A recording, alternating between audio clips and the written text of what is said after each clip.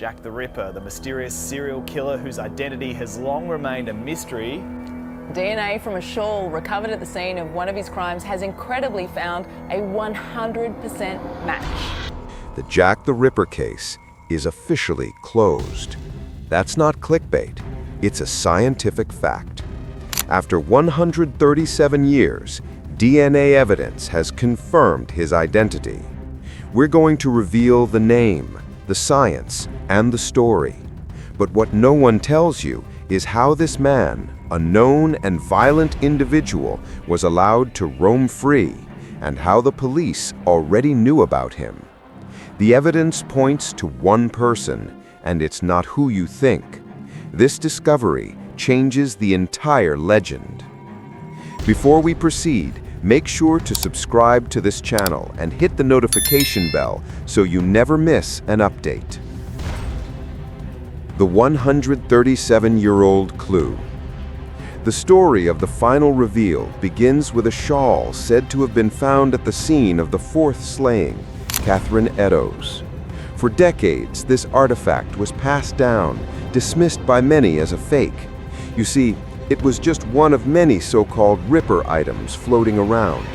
But in 2007, an author and amateur sleuth named Russell Edwards bought it at an auction.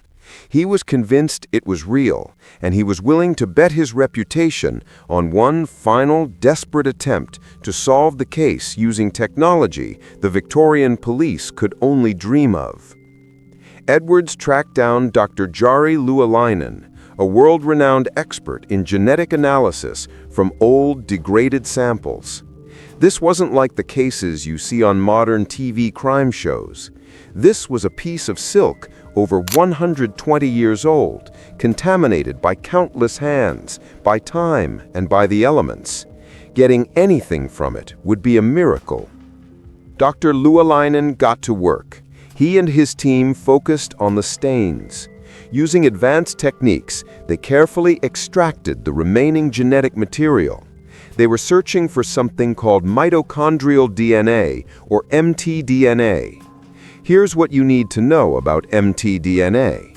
Unlike regular DNA, which is a mix from both parents, you only inherit mtDNA from your mother, and she inherits it from her mother, and so on, passed down in an unbroken female line for thousands of years. It's tough, long-lasting, and the perfect genetic time traveler. The first test was to determine if the shawl was even authentic. The team found a living descendant of Catherine Eddowes' sister. They took a DNA sample and compared it to the bloodstains on the shawl. It was a perfect match. The shawl was real. It had been at the scene, soaked in the victim's blood. But then they found something else. Mixed in with the victim's DNA were other trace samples, including semen. This was it, the perpetrator's genetic signature. The team located a living female-line descendant of a suspect's sister and tested her DNA. Again, it was a match. After 137 years, the science pointed to one man. And it wasn't who you think. It wasn't a prince. It wasn't a doctor. It wasn't a famous artist. His name was Aaron Kosminski. The name might not ring a bell, but to the police in 1888, it was already at the top of their list. This wasn't a new suspect. This was the man they had always suspected. Aaron Kosminski was a Polish immigrant who had fled to London. He worked as a hairdresser in Whitechapel, the very heart of the terror. He was known to be mentally unwell, plagued by dark visions and violent rages. What many overlook is that the top detectives of the day practically shouted his name. Chief Constable Melville McNacton wrote a famous memo in 1894 naming Kosminski as a primary suspect, describing him as a man with a strong homicidal tendency. But the most chilling evidence comes from Chief Inspector Donald Swanson, the man who oversaw the entire investigation. He was there on the ground every single day. Years later, he received a copy of his superior's memoirs. In the margins of the book, right next to the section about the Ripper, Swanson scribbled a note. He wrote that the perpetrator was Kosminski, the man who was later sent to an asylum where he died. This is a bombshell. The officer in charge of the case knew his name. Kosminski lived right in the middle of the slaying locations. He was known to be violent. And then, in 1891, his family finally had him committed to an asylum, where he stayed for the rest of his life. And when did the Jack the Ripper murders stop? Right when Kosminski was taken off the streets. The DNA, the timeline, and the police testimony all point to one man. Kosminski was the killer. But why was he never stopped? To understand, we have to go back to the nightmare he created. Whitechapel's nightmare. Whitechapel's nightmare. To understand the monster, you have to understand the world that made him. The London of 1888 was not the charming city of top hats and carriages you see in movies. Far from it, it was a tale of two cities. While the rich lived in grand houses in the West, the East End, especially Whitechapel, was a living nightmare. It was one of the most crowded, diseased, and desperate places on earth. Over 900,000 people were crammed into just a few square miles, a tangled mess of narrow, unlit streets, dark alleys, and hidden courtyards. The air itself was toxic. Thick yellow fog, a mix of river mist and black coal smoke from thousands of chimneys, choked the city. This pea-soup fog was so dense you sometimes couldn't see your own hand in front of your face. It was the perfect cover for a predator. There was no safety net. Poverty was a death sentence. At the heart of this world were the lodging houses. Filthy, miserable places where you could rent a bed or even just a spot on the floor for a few pennies a night.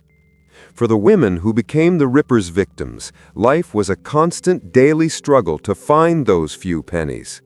They would do anything for the price of a bed, just to avoid sleeping in a dark alley. This is what made them so vulnerable. They weren't glamorous ladies of the night, as movies sometimes portray. They were middle-aged, poor and desperate women trying to survive one more day. They had to walk the streets late at night, in the fog and the dark, searching for any way to earn the DOS money for their bed. What many overlook is that this environment didn't just hide the monster, it helped him. The police were overwhelmed. They had no radios, no forensic science. Their main tools were a whistle and a wooden stick. In the maze of Whitechapel, a man could commit a terrible act and vanish into the fog and crowds in less than a minute. The predator didn't need to be a genius, just local. He needed to know the alleys, the shadows, and the escape routes, and he needed to know who to pick. Women so desperate they'd trust a stranger for a moment, and so poor that no one would notice they were gone until it was too late. The streets were a trap. Now, meet the women who walked right into it. Letters from Hell.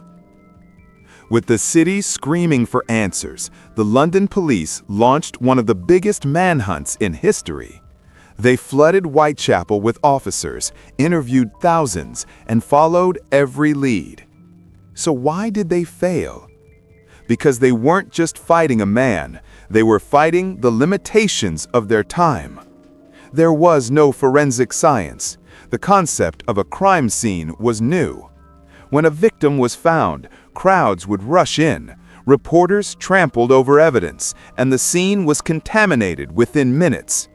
Police had no fingerprinting, no blood typing, only unreliable witness reports. And in the dark, foggy streets, those reports were a mess.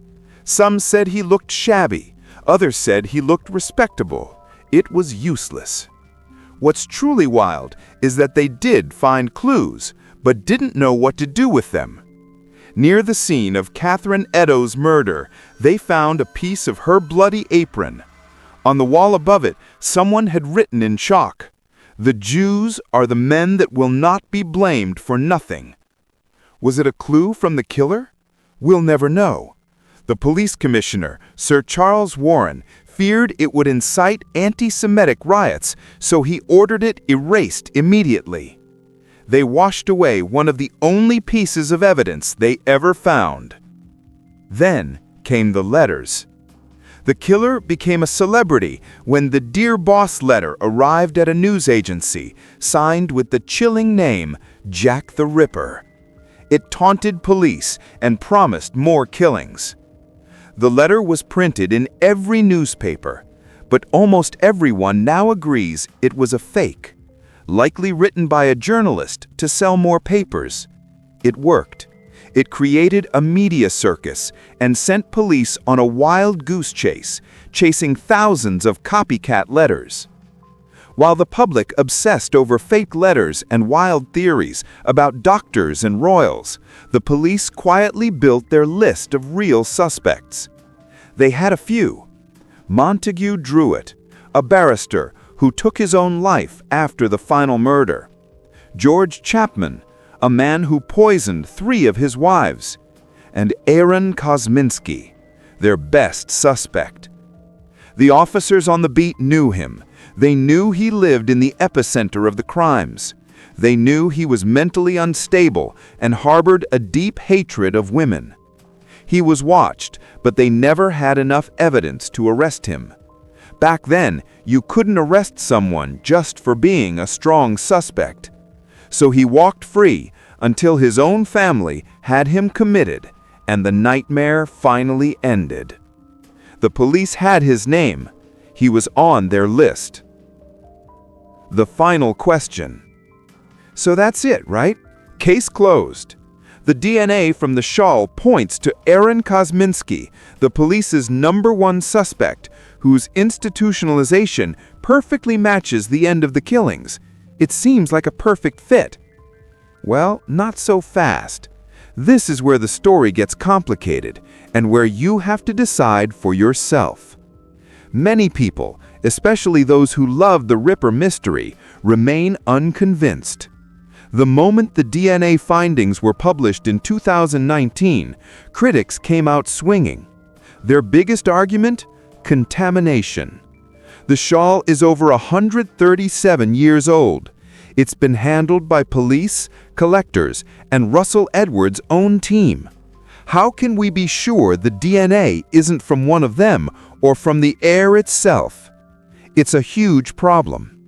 The DNA evidence is compelling, but is it the final word? Or is the real Ripper still laughing at us from the shadows? Let us know what you think. Like and subscribe for more.